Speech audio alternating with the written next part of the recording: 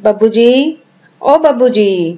خیال زری گھر میں داخل ہوتے ہی بڑی بہن خال زری کو پکارنے لگا۔ خال زری پتھر کی ہموار اور چوڑی چکلی سل پر بیٹھی تھی، اپنے کاکا جی اور خیال زری کے کپڑے دھو رہی تھی۔ سباڑے کو سل پر رکھ کر نیچے اتر آئی، دوپٹے سے ہاتھوں کو پونچھتے ہوئے کہنے لگی، کیا ہوا زریں؟ خیال زری سر پر رکھے ہوئے ترچھے پکول کو درست کر کے بولنے لگا، ببو جی وہ لمبا تڑنگا اور کمزور جسم والا بابو جی پھر آیا، ہاتھ لہرا لہرا کر بات کرتا ہے، جلسے میں لوگوں کا جم غفیر آیا ہوا ہے۔ خال زری نے پوچھا، کہتا کیا ہے؟ خیال زری نے کہا، کنڑی پنڑی میں بات کرتا ہے، مجھے کچھ بھی سمجھ نہیں آیا، پر خیمت گل ماما کا بیٹا اختر گل جو ولایت سے تعلیم حاصل کر کے آیا ہے، کہہ رہا ہے کہ سب لوگ جہاد کے لیے جائیں گے۔ خال زری چارپائی پر بیٹھ کر کہنے لگی، کاکا جی کیا کہتے ہیں؟ خیال زری کندھے اچکا کر بولا، میرے کو کیا معلوم وہ کیا کہتے ہیں، جلسہ ختم ہوتے ہی آ جائیں گے، خود پوچھ لینا۔ یہ کہتے ہی وہ پھر صدر دروازے کی طرف مڑ کر باہر کی طرف جانے لگا۔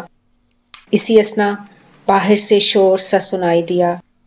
شور کی آوازیں خال زری کی سمجھ میں نہیں آ رہی تھیں۔ وہ اٹھی اور صدر دروازے کی اوٹ میں کھڑی ہو گئی۔ لوگ قریب آ گئے۔ وہ سر پر سر پیچک کسنے لگی، دوپٹے سے بکل ماری اور دروازے کی جھری سے باہر کا منظر دیکھنے لگی۔ لوگ جوش و خروش سے بندوقیں لہرا لہرا کر جا رہے تھے۔ ایک نحیف و نزار شخص جس نے سر پر ہیٹ باندھا ہوا تھا، چہرہ جھریوں سے بھرا ہوا لیکن آنکھوں میں چمک تھی، ایک مستند اور چاقو چوبند جوان کے کندھوں پر بیٹھا تھا، ہاتھ اٹھا اٹھا کر لوگوں کے جوشیلے نعروں کی داد دے رہا تھا۔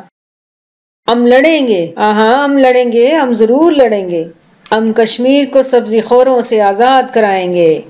خال زری کی اوپر کی سانس اوپر اور نیچے کی سانس نیچے رہ گئی۔